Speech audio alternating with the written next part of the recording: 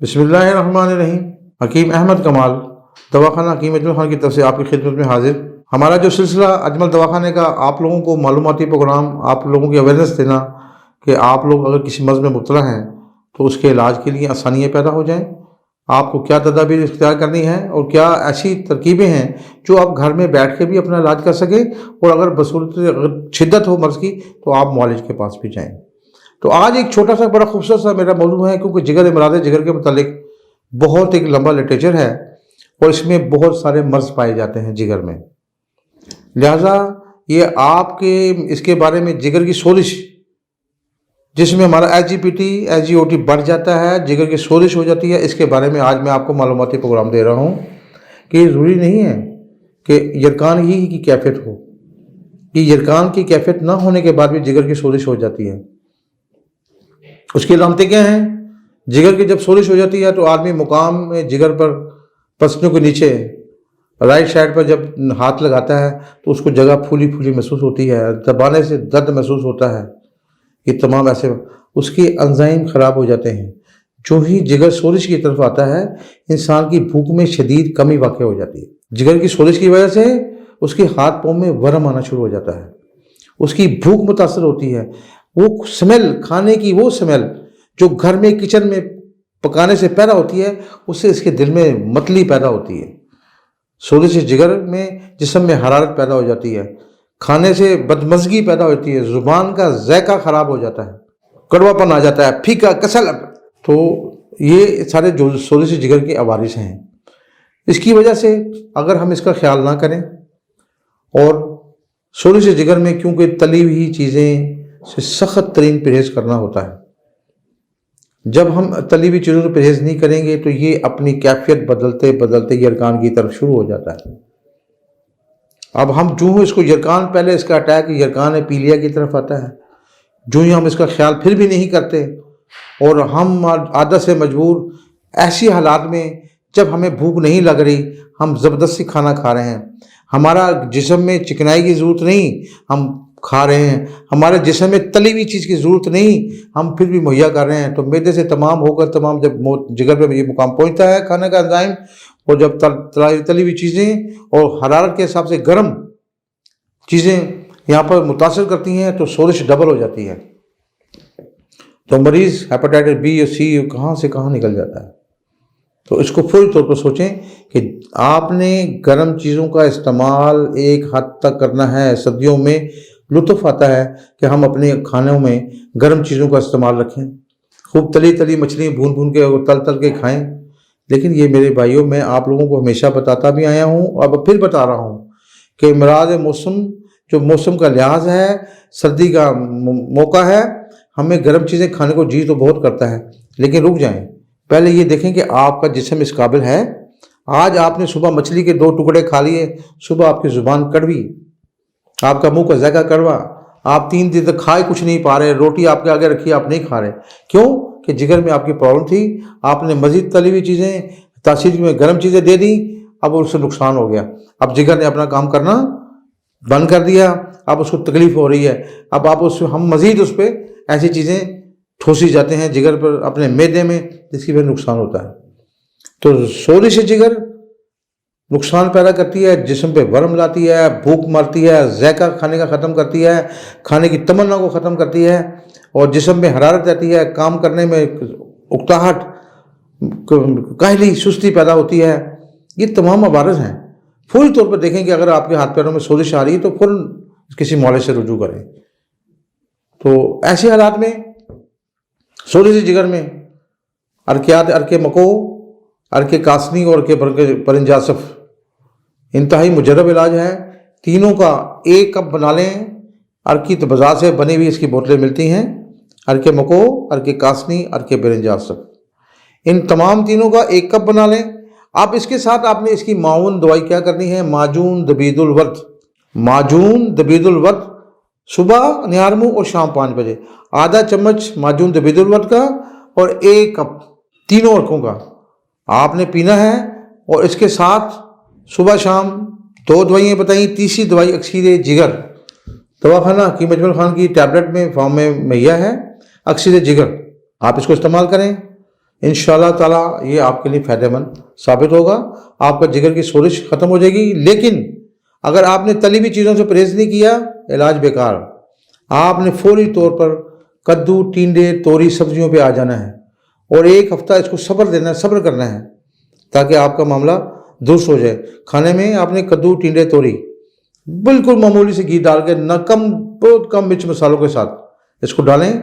उबले चावल खा सकते हैं आप, उसमें ये सब्ज़ी डाल के खा सकते हैं। दही के रायते के साथ अपने आप को बना लें, उसमें पुदीना डालें, अनारदाना डालें, वो आप इस्तेमाल कर सकते हैं। तो जिगर की सोजिश को ख़त्म करने के लिए अब अगर हम इसका लिहाज नहीं करते, ख्याल नहीं करते, तो उसके अब मसले बड़े हैं, उसकी तकलीफ़ें बड़ी हैं। जिसम पेट में बाज़ औक़ात मरीज़ इस नोयत पे चला जाता है कि उसके पेट में पानी पड़ जाता है। जिगर की सोजिश की वजह से पेट फूल जाता है और वो पता नहीं लगता कि पेट फूल गया, और पेट फूलने की वजह से निज़ाम हज़म ब्लॉक हो जाता है।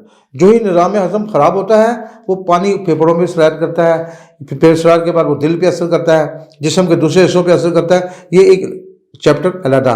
लेकिन मैं आज के इस मामले में आपको यहीं तक बता दूं कि सोजिश जिगर को यहीं तक हम अगर मामूली से इलाज से जो मैं आपको बता रहा हूँ इसको इस्तेमाल करें, इंशाअल्लाह ताला आपके सोजिश जिगर ठीक हो जाएगी। रेवन आप एक नुस्खा खुद भी बना सकते हैं, लिखने में आपको बता दूं क्या याद करेंगे। रेवन चीनी और कलमी शोरा और नौशादर, इन तीनों को हम वज़न लेकर चम्मच का चौथा हिस्सा अरके मको, अरके कासनी, अरके बिरंज आसफ, इन तीनों का एक कप बनाएं और सुबह और शाम ये सफ़ूफ आप ले सकते हैं। अगर आपने नहीं लिखा तो मैं आपको दोबारा बताता हूँ। रेवन चीनी और कलमी शोरा, नौशादर। आप इसमें इजाफी तौर पर अगर आप चाहें तो अगर आपका मुंह का जायका कड़वा भी हो रहा है तो इसमें अफसन 3 का इजाफा कर सकते हैं। हम वज़न ले लें, चम्मच का तीसरा हिस्सा अरकियात के साथ इस्तेमाल करें, इंशाअल्लाह अल अज़ीज़ आपको फ़ायदा पहुँचेगा। अब इसी सोजिश के हिस्से में हम आगे चलते हैं। तो जब ये देखते हैं कि जब भूख ख़त्म हो गई, सोजिश ने बिल्कुल नढाल कर दिया और पेट फूलना शुरू हो गया, तो हम अब इसमें एक इजाफा और भी कर सकते हैं, वो है शरबत दीनार। जिगर के सुद्दों को जब ये सोजिश की तरफ माइल होते हैं तो ये सुद्दे बन जाते हैं।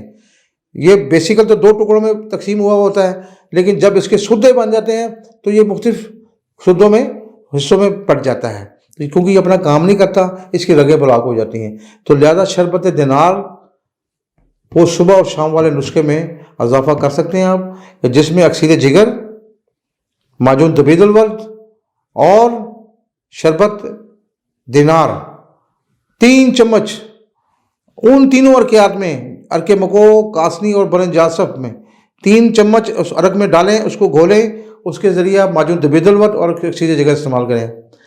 आपका यरकान उड़ गया, आपकी जिगर की सोजिश ख़त्म हो गई, आपके जिगर के सुद्दे ख़त्म हो गए, आपका जिगर बाइल सिस्टम काम करना शुरू कर देगा, जिगर की नालियाँ अपना काम करना शुरू कर देंगी, आपके एंजाइम बहाल हो जाएंगे।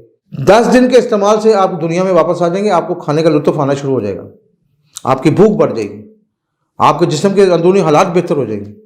जब मैदा तंदुरुस्त हो जाएगा, जिगर अपना काम करेगा, ये तमाम कैलोरीज मैदे को देगा, आपकी ज़िंदगी फूलों की तरह हो जाएगी।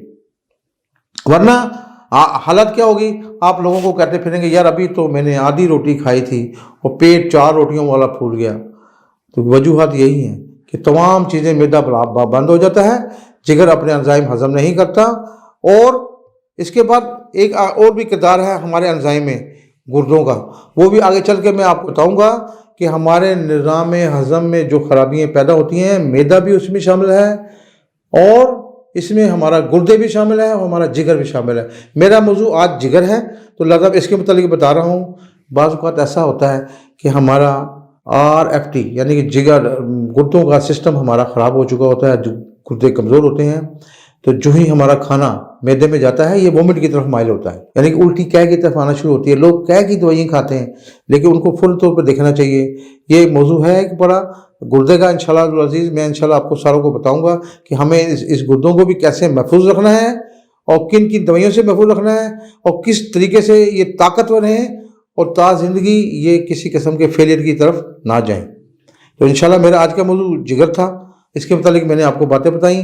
परहेज़ में आपको फिर बता देता हूँ कि तली हुई चीज़ों से बच जाएँ, गर्म मिजाज वाली चीज़ों से जिसमें अंडा है, मछली है, बड़ा गोश्त है, तेज़ मिर्च मसाले हैं, सीख कबाब हैं, हलीम है, पालक है, मेथी है, ये तमाम गर्म मिजाज रखती हैं, आपने इनसे बच जाना है।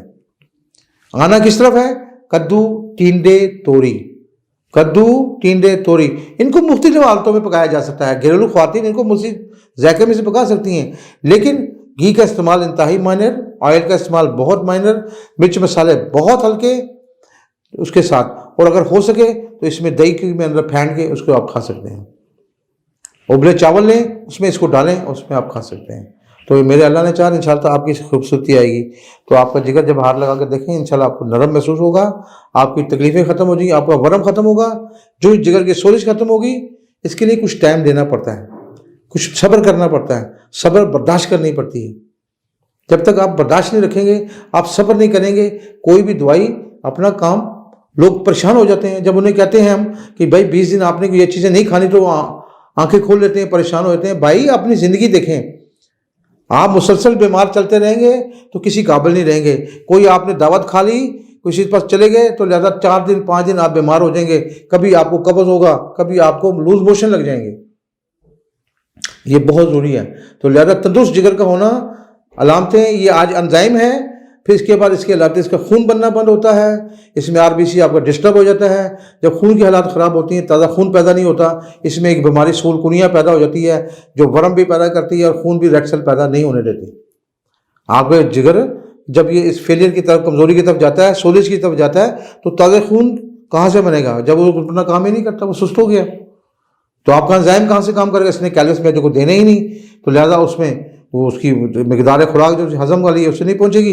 वो बेचारा अपने तौर पर तेजाबियत बनाने के लिए आप खुद बढ़ाएगा, और जिसकी वजह से खाना तो हजम हो जाएगा, वो आपको अल्सराइड की तरफ ले जाएगा, तेजाबियत अल्सर की तरफ आ जाएंगे आप। तो एक छोटी सी चीज़ का ख्याल रखें, खाने में इंशाअल्लाह अज़ीज़, ऐसी चीज़ों का परहेज़ करने में आप तंदुरुस्त रहेंगे, आपका मैदा तंदुरुस्त रहेगा, आपके एंजाइम तंदुरुस्त रहेंगे, आपका रोज़ कब्ज़ वाला मसला हल हो जाएगा, आपको रोज़ मोशन आएगा।